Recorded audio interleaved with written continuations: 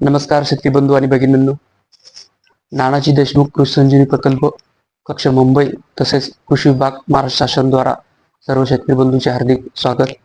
आज आपण बघणार आहोत टोकन यंत्राच्या सहाय्याने लागवड पद्धत. तर शेतकरी बंधूंनो, पारंपरिक शेती करताना आपण सोयाबीन सारखं बियाणं असेल, हरभरा सारखं असेल, मक्का असेल, कापूस असेल, तर भरपूर प्रमाणात बियाणं आपण लागवड करत होतो.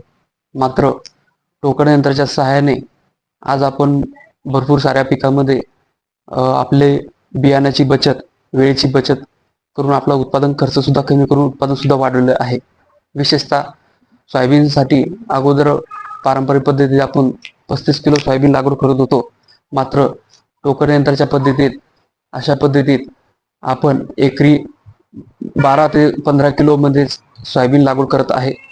तसेच हरभरा सारखं पीक असेल, काबुली चना, तर हा 23 किलो प्रति एकर डॉलर हरभरा लागवड केलेली आहे.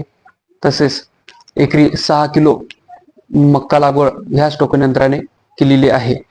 तसेच कापूस सारखं पीक असेल तर ह्या टोकन यंत्राच्या सहाय्याने सुद्धा आता शेतकरी बंधू आपले ह्यानुसारच लागवड करत आहेत.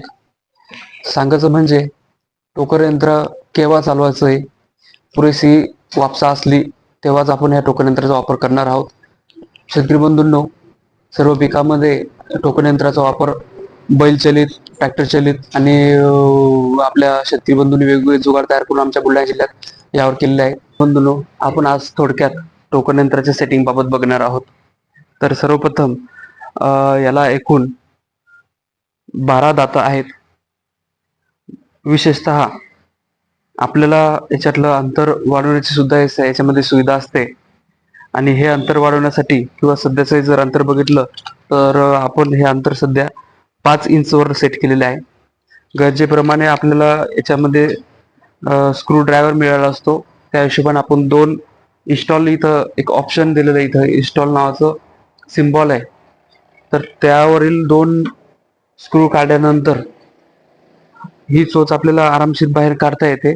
आणि त्यामध्ये जे गॅप डिस्टन्स आपल्याला वाढवायचं आहे आणि ही चोच काढल्यानंतर ही जी जागा आपल्याला इथं भरायची, तर ही जागा भरण्यासाठी ह्या काचेच्या डिस्टन्स प्लेट म्हणतो आपण त्याला, ह्या प्लेट आपण इथे लावू शकतो. जनरली जर तुम्हाला गॅप थोडाच वाढवायचा असला तर 1 इंचची आपण यूज करायची किंवा 2 इंचची आपण वापरू शकतो. काही बरेच वेळेस अंतर जर वाढवायचं 1-1.5 फूट तर तुम्हाला ही 30 इंचची मिळून करावं लागतं. शेवटी काय, ही चोच जर काढली तर ही जागा भरण्यासाठी आपल्याला ह्या दोन्ही चोचेचा उपयोग करावा लागेल, तेव्हा हे डिस्टन्स पूर्ण मॅच होईल. हे झालं थोडक्यात. आता विशेषतः टोकन यंत्राच्या आतली जी महत्वाची सेटिंग आहे, तर हा एक कनेक्टिंग रॉड म्हणा आपण, सर्वात महत्वाचा. याला शक्यतो आपण शेतकरी बंधूंनो, याला शक्यतो लाल किंवा हिरवा जो आयडेंटिफाय होईल असा कलर लावणं गरजेचं आहे, जेणेकरून हे जर शेतामध्ये पडलं तर मातीमध्ये मिक्स झाल्यानंतर दिसत नाही. जेव्हा आपण बियाणं काढतो तेव्हा हा पार्ट खाली पडतो. आणि हा महत्वाचा सेट करताना आपल्याला मधात सेंटरला सेट करावा लागतो. झाला सेट. 2 नंबरची 0 गेअर असतो, सरस म्हणजे सपाट असते, याला काही असं छिद्र होते किंवा दाणे टाकायसाठी नसते. तर हा 0 गेअर पहिलाच याच्यामध्ये सेट करावा लागतो. हा सेट झाला. 3 नंबरचा आता महत्वाची भूमिका असलेला आपला गिअर, याला तुम्ही चकली म्हणू शकता. यामध्ये जितके दाणे बसेल, समजा सोयाबीन आपल्या पेराची सोयाबीनचे 2 दाणे तर 2 दाणे बसतील, 1 दाणा असेल तर 1 दाणा बसेल. शक्यतो याचं नियोजन, हा जो याच्यामध्ये गाला आहे, स्पेस आहे, याच्यात जर 2 दाणे बसेल तर 2च दाणे आपल्या शेतामध्ये पडतील, 1 दाणा बसेल तर 1 दाणा. आता हे मक्का आहे, मक्काचं सफिशियंट मला ह्या अंतरावर जर मक्का पेरायची आणि 1-1 दाणा टाकायचं, ते एकच हाच मी गेअर वापरू शकतो. किंवा तुमच्याकडं ज्वारी बाजरी असेल, गहू असेल, तर किंवा तुम्हाला छोटा एखादा एक दानाच पेरायचा, तर तुम्ही ज्वारी बाजरीसाठी सुद्धा छोटा गेअर करू शकतो. सर्वसाधारण प्रत्येक टोकन यंत्रामध्ये 7 ते 8 प्रकारचे वेगवेगळे प्रकारचे गेअर मिळतात. त्या गेअरचाच उपयोग आपण करून गहू, ज्वारी, बाजरी, मक्का, हरभरा, भुईमुग हे सुद्धा आम्ही या पद्धतीने आपण पेरू शकतो. विशेषतः 3 नंबरचा पार्ट झाल्यानंतर 4 नंबरचा पार्ट हा आहे, ही एक चंद्रकोर म्हणतो आपल्याला, की एक युनिफॉर्म सर्क्युलेशन होण्यासाठी अत्यंत महत्वाचा घटक. तर याला सुद्धा कलर लावणं गरजेचं आहे. लाल कलर सफिशियंट आहे, कारण हे पार्ट काढल्यानंतर मातीत मिक्स झाल्यानंतर समजत नाही. त्याकरता ही 2 नंबरची सेटिंग मध्ये आपल्याला इथं सेट केलं करायचं आहे. मॅन्युअली सेट होऊन जाईल.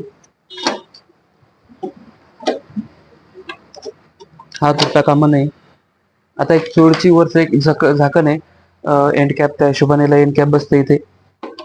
याला सुद्धा लॉक आहे, ते लॉक आपण सेट केल्यानंतर लॉक होऊन जातात. आणि शेवटचं एंड कॅप, ही सुद्धा एंड कॅप साधी सिंपल आहे. आपलं बियाणं बाहेर पडता कामा नये त्या हिशोबानं. आता झालं सेट. याच्यामध्ये सर्वसाधारण आपण 5 किलो पर्यंत बियाणं टाकू शकतो. तोपर्यंत फक्त चालवायचं कसं हे आपण संबंधित पुढच्या व्हिडिओमध्ये बघणार. त्याकरता धन्यवाद.